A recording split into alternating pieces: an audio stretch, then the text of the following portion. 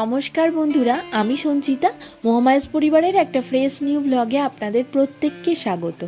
যেমনটা আপনারা জানেন যে কয়েকদিন আগে আমি মাসির বাড়ি গেছিলাম ওই গোপাল পুজো উপলক্ষে।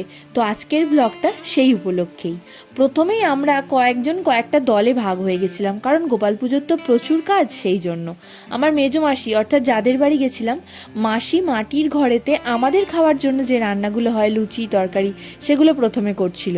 কারণ ভাগ না হলে একসাথে এত কাজ আমরা সামলিয়ে উঠতে পারবো না। তাই অন্যদিকে মাসির পাকা বাড়িতে, অর্থাৎ যেখানে পুজোটা হচ্ছে, সেখানে সেজো মাসি, আমি, দিদি, আমরা ওই নাড়ু, তালফুরুলি, আরও সব ভাজাভুজি, এইগুলো সমস্তটা ওই দুয়ারের মধ্যেই করছিলাম।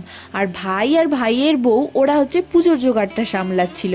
কারণ এইটুখানি তো ব্যাপার নয়, প্রচুর জোগাড় জানতি। তাই আর তার সাথে হ্যাঁ, ছোটোগুলোও কিন্তু কাজ করেছে। ছোটোগুলো না, ছোটোটা মানে ওই বোনপো, ও একাই ছিল, তো ও যথেষ্ট কাজ করেছে। এদিক ওদিক ফরমাস কাটা ও পুরোটাই সামলেছে। মোটামুটি পুজোর একটা জোগাড় জানতি যে ব্যাপারটা, সেইটা। তো আমরা গেছিলাম দুপুরের দিকে। তার আগে দিদি আর সেজো মাসি পুরো মানে ভাজাভুজি করতে শুরু করে দিয়েছিল, এবং সেজো মাসি সমানে করে গেছে বলে সে বেচারা ভাজাভুজি থেকে যখন ওঠে তার কোমর ধরে গেছিলো। ও যে বলছে আমার ভিডিও আগে কর। তারপরে গিয়ে আমরা একটুখানি সাহায্য করেছি। হ্যাঁ, আমাদের সাহায্য করা মানে ওই তো ওরকমই হবে, দায়িত্ব কোথায়, ওরাই যতটা যথেষ্ট ভালো হয়ে করেছে।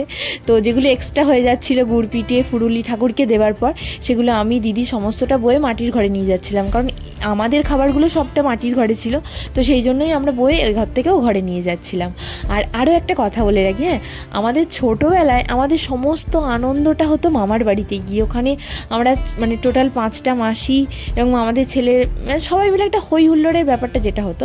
কিন্তু সময়ের সাথে সাথে সব তো পাল্টায়। আমাদের মামার বাড়িটা পুরো অফ হয়ে গেছে, যে কোনো কারণেই হোক না কেন।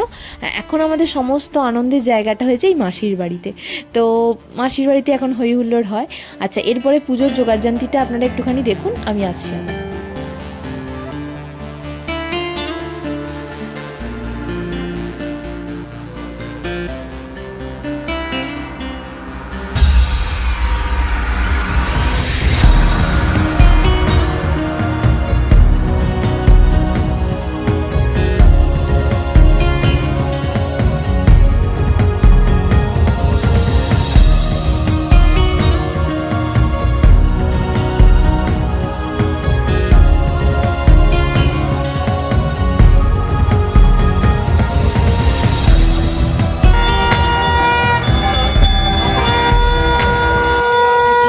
প্রথম লং ভ্লগ আপলোড করা, হয়তো আমার প্রেজেন্টেশন ঠিকঠাক হয়নি, আমার অনেক ভুল ত্রুটি আছে, তো অবশ্যই এগুলো একটু হলে মার্জনা করবেন।